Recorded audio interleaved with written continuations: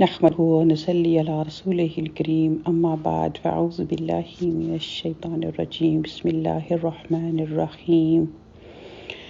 سبحان الله وبحمده عدد خلقه ورضا نفسه وزنة عرشه ومداد كلماته اللهم إنا نسألك علما نافعا رزقا طيبا عملا متقبلا اللهم إنا نعوذ بك من علم لا ينفع ومن قلب لا يخشع ومن نفس لا تشبع ومن دعوة لا يستجاب لها آمین یا الہی آمین۔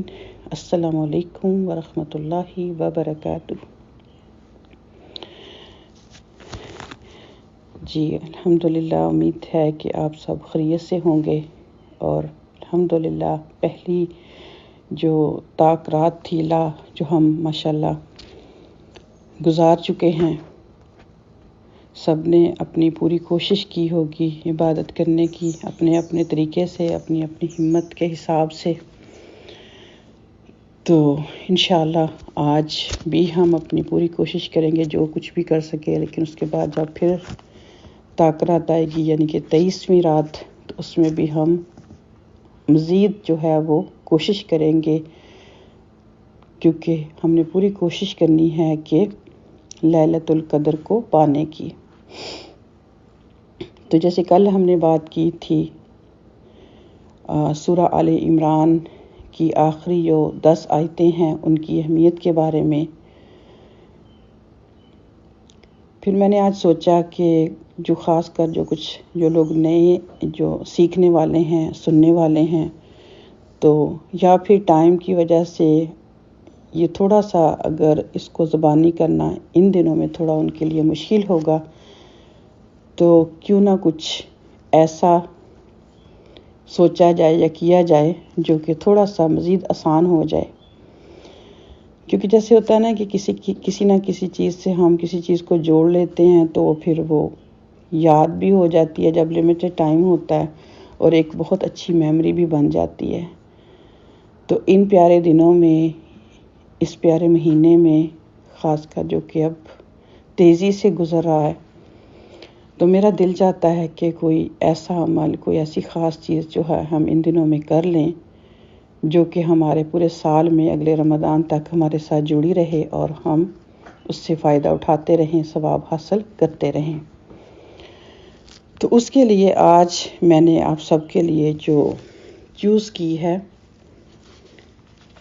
پارہ نمبر 30 کی سورہ الماعون۔ دیکھنے میں تو یہ سورہ بہت ہی چھوٹی ہے، لیکن پھر جیسے کہ ابھی میں نے کل بھی بات کی تھی، بات ہے غور و فکر کی، جو کہ ہم بہت ہی کم کرتے ہیں۔ پہلی بات ہے بس عادتاً پڑھتے جا رہے ہیں، جب سے ہم نے ہوش سنبھالا، پھر سمجھ بھی آنے لگتی ہے، تو پھر غور و فکر کا وہ درجہ ہم نہیں حاصل کر پاتے۔ تو اسی لیے یہ چھوٹا سا سلسلہ، چھوٹی سی میری جو کوشش ہے انشاءاللہ فیوچر میں بھی رہے گی کہ چھوٹے چھوٹے حصوں میں جو ہے ہم کچھ نہ کچھ قرآن کی طرف جو ہے وہ توجہ کریں، اور پھر ہم اس کو سمجھیں اور پھر اس کو اپنی لائف میں شامل کریں۔ تو اس سورہ میں جیسے آپ دیکھیں گے کہ حقوق اللہ کے ساتھ حقوق العباد دونوں کو جو ہے وہ رکھا گیا۔ تو جب میں نے اس کو غور سے دیکھا اور اس کو پڑھا اور اس کو سمجھا، اس کے ترجمے کو، تو مجھے ایسے لگا کہ یہ سورہ ابھی نازل ہوئی ہے۔ تو اس کا جو سب سے بڑا مجھے بینیفٹ ہوا، جو کہ انشاءاللہ میری دعا ہے آپ سب کو بھی ہوگا، وہ تھا اپنی نماز میں درستگی، اپنی نماز میں غور و فکر کہ نماز کیسی ہونی چاہیے۔ اس میں میری کوشش تھی کہ اس کو بہتر کیا جائے۔ بہت ہی اچھا ریمائنڈر ہے اس میں ہر چیز کے لیے۔ تو انشاءاللہ شروع کرتے ہیں پھر اس دعا کے ساتھ کہ اللہ سبحانہ و تعالی ہمیں اس سے بہترین فائدہ اٹھانے والا بنائے، آمین۔ اعوذ باللہ من الشیطان الرجیم، بسم اللہ الرحمن الرحیم۔ ارأیت الذی یکذب بالدین، جیسے کہ آپ دیکھتے ہیں کہ پہلے ہی آیا میں اللہ سبحانہ و تعالیٰ فرماتے ہیں کہ کیا آپ نے دیکھا اس شخص کو جو کہ روز قیامت کو جھٹلاتا ہے، بدلے کے دن کو جھٹلاتا ہے۔ تو اب دیکھیں کہ جب یہ کام سب سے پہلے کر لیا تو پھر باقی کاموں کی کس کو فکر رہتی ہے؟ جس کو وہ دن یاد رہتا ہے وہ اپنے آپ کو درست رکھنا جانتا ہے، وہ اپنے کاموں کو درست پھر رکھنے کی کوشش تو پوری کرتا ہے۔ اللہ ماشاءاللہ انسان ہونے کے ناطے اگر پھر بھی اس سے کوئی کمی، کوئی غلطی ہوتی ہے تو پھر فوراً ہی وہ پلٹ آتا ہے۔ لیکن کیا ہوتا ہے کہ اگر اس دن کو بلا دیا جائے، بدلے کے دن کو بلا دیا جائے، اللہ سبحانہ تعالیٰ کے سامنے کی حاضر ہونے کو بلا دیا جائے تو پھر ایسے بندے کا اللہ ہی حافظ۔ پھر اللہ سبحانہ و تعالیٰ حقوق العباد کی بات کرتے ہیں دوسری آیا میں، فَذَلِكَ الَّذِي يَدُعُّ الْيَتِيمَ، پس یہ وہی ہے جو دھکے دے کر یتیم کو نکالتا ہے۔ یعنی کہ جب وہ کسی یتیم کو دیکھتا ہے وہ بڑی ہی بے دردی کے ساتھ اس کے ساتھ معاملہ کرتا ہے۔ اگر ہاتھ سے دھکے نہ بھی دے تو ہم سب جانتے ہیں کہ یتیم جن کے والدین دنیا سے چلے جاتے ہیں اور وہ چھوٹے چھوٹے ہوتے ہیں، تو اگر انسان جیسے کہ نبی پاک صلی اللہ علیہ وسلم نے فرمایا کہ جب کسی تم مردہ شخص کو دیکھو تو اپنے آپ کو اس کی جگہ رکھ کے سوچو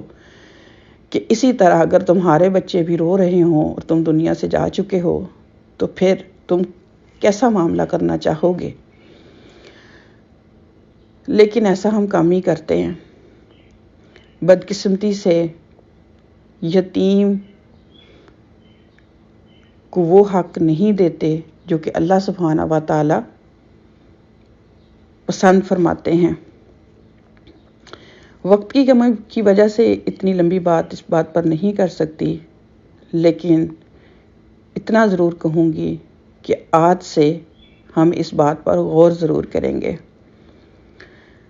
پھر اللہ سبحانہ و تعالیٰ فرماتے ہیں وَلَا يَحُضُّ عَلَىٰ طَعَامِ الْمِسْكِينِ، تو ایک تو یتیم ہے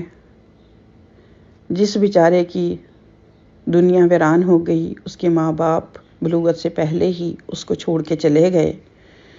دوسرا یہ ہے کہ وقتی طور پر مسکین کا مطلب ہوتا ہے سکنات سے ہے، جیسے گھر کو بھی ہم مسکن کہتے ہیں، ٹھہرنے کی جگہ۔ تو ویسے تو یعنی اس کے پاس سب کچھ تھا یا فیوچر میں ہوگا، لیکن کچھ ایسا وقت اس کے اوپر آ گیا کہ وقتی طور پر اس کی جو حالت تھی وہ رک گئی اور اس کو ہیلپ کی ضرورت پڑ گئی۔ تو ایسی حالت میں وہ انسان کیا کرتا ہے؟ ایک تو جب اس کو پتہ چلتا ہے کہ اس مسکین کی یا اس کی حالت ٹھہر گئی ہے، اس کو کوئی مصیبت آ گئی ہے، اس کو کوئی پریشانی آ گئی ہے، نہ کہ خود بڑھ کر اس کی مدد کرے، بلکہ کیا کرتا ہے؟ اگر کوئی دوسرا کرتا ہے تو اس کو بھی کیا کرتا ہے؟ اس کو بھی ہٹانے کی کوشش کرتا ہے۔ وہ کیسے ہٹاتا ہے؟ جیسے ایک بندہ نیکی کرنے جا رہا ہے، اس کو پتہ چلا اللہ سبحانہ و تعالیٰ نے اس کو توفیق دی، تو اس کو ایسی باتیں کر کے منع کر دینا، نہیں ایسی کوئی بات نہیں ہے، اس نے اپنا مال بڑا چھپا رکھا ہے، اس کے تو بینک بیلنس بھی ہے، بس یہ تو ایسے ہی ظاہری معاملہ کر رہا ہے پیسے کلیکٹ کرنے کے لیے، یہ وہ۔ یعنی کہ بہت ساری ہم سب جانتے ہیں کہ جب ہم نے اپنی بات منوانی ہوتی ہے تو پھر ہم بہت ساری ایسی باتیں جو ہیں وہ کر کے دوسرے کو جو ہے اپنی بات پر جو ہے وہ قائل کر لیتے ہیں۔ تو کیا ہوتا ہے؟ اگر کسی کا کمزور ایمان ہے اور وہ سمجھتا ہے کہ ہاں ہو سکتا ہے مجھ سے زیادہ اسی کو انفارمیشن ہے، تو وہ کیا ہے؟ رک جاتا ہے۔ اور وہ تو جا رہا تھا نیکی کرنے، لیکن آپ نے کیا کیا؟ آپ نے خود بھی نیکی نہیں کی اور اس کو روکنے کا بھی ذریعہ بن گئے۔ تو یہ سوچنے کی بات ہے کہ کہیں جانے انجانے میں کہیں کچھ ہم ایسا تو نہیں کر دیتے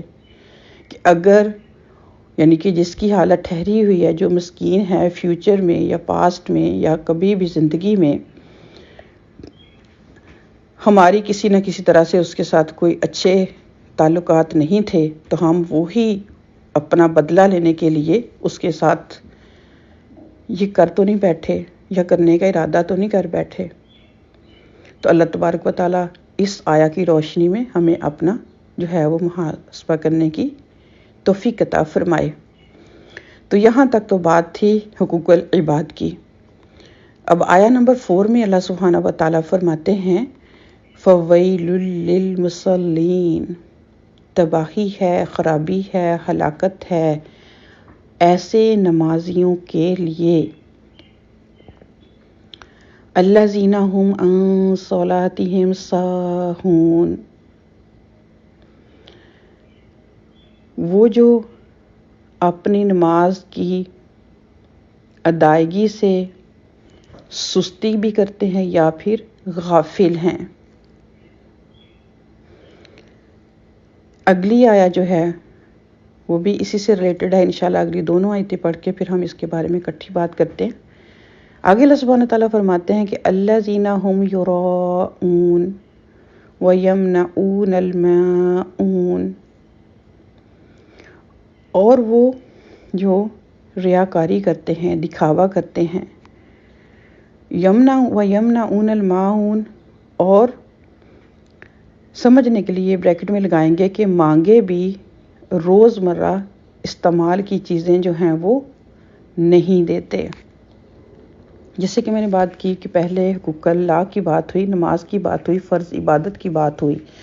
اللہ سبحانہ تعالیٰ فرماتے ہیں کہ تباہی ہے، ہلاکت ہے نمازیوں کے لیے. یہ تو بڑی پریشانی کی بات بن گئی. ایک تو بندہ نماز پڑھ رہا ہے اور اوپر سے کیا ہے کہ اس کے لیے ہلاکت کا بتایا گیا. وہ کیسے؟ یعنی کہ انسان جب اپنی نماز جو کہ فرض عبادت ہے، اللہ سبحانہ و تعالیٰ سے ملاقات کا ذریعہ ہے، تو پھر یہ ہے کہ انسان اس کو جب تنہائی میں ہو تو پھر تو اس کا طریقہ کار اللہ سبحانہ تعالیٰ کے ساتھ ڈیفرنٹ ہو، لیکن جب پبلک میں ہو تو اس کا طریقہ ڈیفرنٹ ہو. یا پھر جو اگلی آیا میں بتایا گیا کہ نماز کا وقت ہو گیا لیکن انسان بیٹھا ہے غیر ضروری کام کرتا جا رہا ہے. پھر جب آخری ٹائم آ گیا، خاص کر عصر کی نماز کو دیکھ لیں، مغرب کی نماز کو دیکھ لیں، تو پھر جلدی جلدی اٹھا اور نماز بس جیسے تیسے کر کے پڑھ کے رکھ دی. اور پھر جو آیا نمبر 6 ہے اس میں مزید اس کو اگر ہم دیکھیں تو وہ عبادت میں بھی آ جائے گا، اور باقی ہماری روزمرہ کی زندگی جو ہے اس میں بھی ہم اس آیا کو سمجھنے کی کوشش کریں گے کہ وہ کیسے ہم کرتے ہیں. نماز جیسے کہ میں نے بات کی کہ اگر تو انسان اکیلا ہے تو اس کا معاملہ یا تو وہ پڑھتا ہی نہیں ہے یا پھر لیٹ کر کے پڑھتا ہے، لیکن جب 4 دین والوں کے پاس بیٹھا ہوتا ہے یا ویسے ہی پبلک میں بیٹھا ہوتا ہے اپنے آپ کو نیک پاک ثابت کرنے کے لیے، تو اٹھ کے نماز پڑھ لیتا ہے. لیکن اگر ویسے بھی وہ نماز پڑھتا ہے تو اس کی نماز جب اکیلا ہوتا ہے تو ڈیفرنٹ ہوتی ہے. بس برائے نام، نہ تو اس میں خشوع ہے، نہ خضوع ہے، نہ اس کا ٹائم سے اہتمام ہے. لیکن جب گروپ میں ہے، کسی جگہ ہے، تو پھر لمبی لمبی نمازیں، لمبے لمبے سجدے، ایون لمبی نماز نہیں تو لمبے سجدے. دل میں کیا ہے کہ لوگ کہیں یہ تو بڑی اچھی نماز پڑھتی ہیں، ان کی نماز کے تو کیا کہنے. تو ریاکاری میں یہ بات آ جائے گی، کیونکہ ملے گا وہی جو آپ نے دل میں سوچا،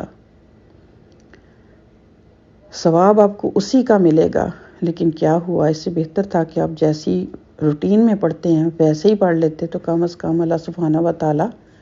اس کو ریاکاری میں شامل نہ کرتے۔ تو اس پر بھی جیسے ہم خود دیکھ سکتے ہیں کہ ہم کہاں کہاں اور کیسے کرتے ہیں۔ پھر آ گئی بات دوبارہ سے حقوق العباد کی، کہ سم ٹائم ہم ایسا کرتے ہیں کہ ہم روزمرہ کی ضروریات کی چیزیں جو ہے جن سے ہم آرام سے گھر بیٹھے ہی بہت سارا ثواب کما سکتے ہیں، کہ کوئی اگر ہم سے پوچھنے آ گیا کہ جی ذرا مجھے اپنا فار ایگزامپل چاہے وہ بیک یارڈ میں استعمال کرنے کی چیز ہے، ویکیوم ہے، یا پھر اور کوئی گھر میں کچن میں چیز یوز کرنے والی ہے، تو کوئی سسٹر یا کوئی برادر آ جاتا ہے کہ پلیز میری جو ہے وہ ٹوٹ گئی ہے، تو پلیز میں آج بازار نہیں جا سکتی یا جا سکتا، تو کیا آپ مجھے وہ دے سکتے ہیں تاکہ میرا فی الحال کا جو مسئلہ ہے میں حل کر لوں۔ یہ کوئی بھی چیز ہو سکتی ہے، ہم سب جانتے ہیں کہ کون کون سی چیزوں کا سوال کیا جاتا ہے، اور کس طرح سے ہمیں شیطان جو ہے ہمارا کھلا دشمن اس کے بارے میں خوف دلاتا ہے کہ نہیں وہ تو ٹوٹ جائے گی، یہ تو فلاں ہو جائے گا۔ آگے سے ہم صاف جھوٹ بول دیتے ہیں کہ وہ تو ٹوٹی پڑی ہے، میرے پاس تو ہے ہی، یا میرے پاس ہے ہی نہیں، یا پھر ایسی چیز ہے کہ اس بندے کو پتا ہے کہ آپ کے پاس ہے، لیکن کیا ہے کہ آپ اس کے لیے ایکسکیوز، اس کو تو ٹوٹ چکی ہے، وہ تو بروک ہوئی ہوئی ہے، وہ تو صحیح سے کام نہیں کرتی، ہاں میرا بلینڈر بھی جو ہے وہ کام نہیں کرتا، بند ہو گیا ہے، یا دل میں کیا خوف ہے کہ وہ ٹوٹ نہ جائے، وہ برن نہ ہو جائے، وہ ختم نہ بھی، ختم اگر ہو گیا تو دیا کس نے ہے؟ اللہ سبحانہ تعالیٰ نے۔ جو چیز بھی ہے اسمال سے بگ آپ خود دیکھ سکتے ہیں کہ ہماری بہنیں، ہمارے بھائی کے بجائے بڑا دل کر کے وہ ایک سوالی جو اپنی مجبوری کی بنا پر آیا ہے اس کو دینے کی بجائے ہم یہ باتیں کر کے تو کتنی بڑی ہلاکت میں اپنے آپ کو ڈالتے ہیں۔ کیونکہ غور کریں، جب ہم نے اس بات کو شروع کیا تو فویل کا ورڈ آیا، اور آگے پھر نمازی، پھر اس کے بعد نمازوں میں سستی، اس کے بعد ریاکاری، پھر اس کے بعد کیا ہے کہ آخری آیت میں ہم نے دیکھا کہ روزمرہ کی زندگی میں استعمال ہونے والی چیزوں کا استعمال جو ہوتا ہے اس سے منع کرنا۔ تو ویل کے بارے میں جب میں نے جانا تھا تو میں اس قدر خوف مجھے ہوا، اتنا میں ڈر گئی۔ ویل جو ہے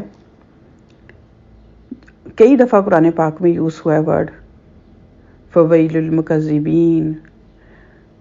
پھر اسی طرح ویل لکل ہمزہ جو کہ سورہ ہمزہ۔ ویل جو ہے جہنم کی ایک وادی ہے، جو لوگ یہ کام کریں گے اللہ سبحانہ و تعالیٰ انہیں وارننگ دے رہے ہیں کہ ان کو ویل میں پھینکا جائے گا۔ ویل وہ وادی ہے کہ جب کسی انسان کو نعوذ باللہ، استغفر اللہ، اللہم لا تجعلنا منہم، اس پیارے بابرکت مہینے میں اپنے لیے دعا کریں جب بھی اس ورڈ کو پڑھیں کہ اللہ سبحانہ و تعالیٰ ہمیں اس سے بچا کے رکھے، اس سے محفوظ رکھے، آمین۔ کہ وہ وادی ہے کہ جب انسان کو، کسی بد نصیب کو اس میں پھینکا جائے گا، وہ اتنی گہری ہے کہ 40 ایئرز، 40 سال کی مسافت لگے گی اس کی گہرائی میں اس کو جاتے جاتے۔ جیسے ہم دیکھتے ہیں نا کہ ایک بڑی عمارت ہے تو وہاں انسان جب اوپر کھڑا ہوتا ہے، رائٹ، تو جب اس کو وہ نیچے خود گرتا ہے یا پھینکا جاتا ہے تو کسی کو 5 منٹ لگتے ہیں، کسی کو 3 منٹ لگتے ہیں، کسی کو 4 منٹ لگتے ہیں، تو انسان آ کے نیچے گرتا، برا تو وہ بھی بہت ہوتا ہے، رائٹ۔ تو کہاں یہ کہ 40 ایئرز کا عرصہ اگر امیجن کریں تو اس گہرائی میں جانے کے لیے بہت زیادہ ہے۔ تو یہ بہت ہی ڈرنے کی بات ہے، جب بھی یہ ورڈ آئے تو اس میں سوچیں، اس کو یاد رکھیں۔ تو یہ تھی سورہ ماعون،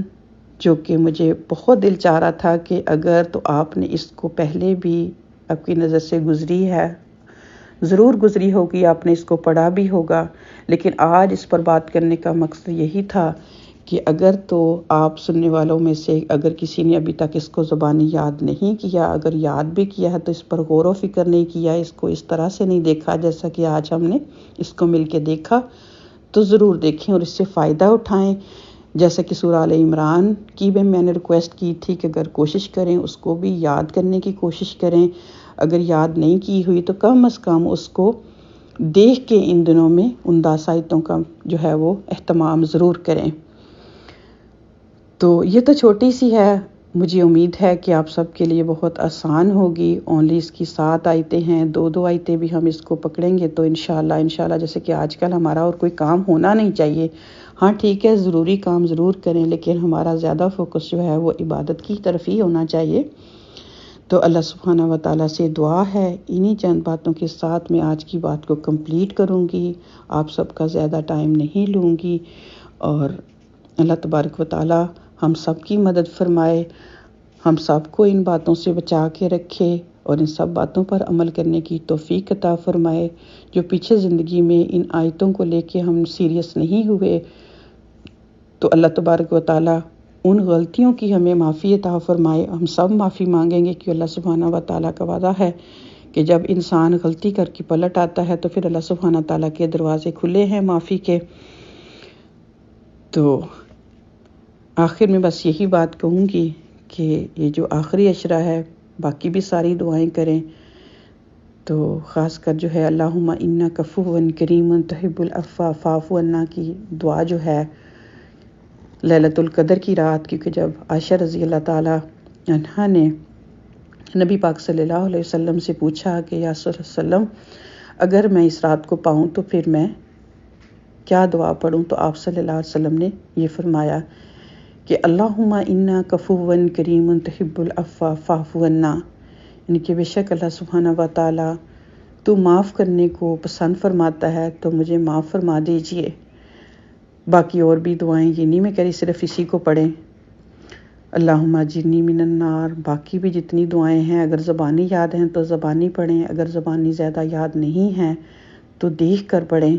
تو اللہ سبحانہ و تعالیٰ ہم سب کی مدد فرمائے۔ انہی باتوں کے ساتھ اجازت چاہوں گی، اپنا بہت خیال رکھیے گا، انشاءاللہ اللہ سبحانہ و تعالیٰ نے چاہا تو مزید کوشش کروں گی چند باتیں مزید آپ کے ساتھ اچھی شیئر کرنے کی۔ آج کی بات کمپلیٹ ہوئی ہماری، آپ کے ٹائم کا شکریہ۔ السلام علیکم ورحمۃ اللہ وبرکاتہ۔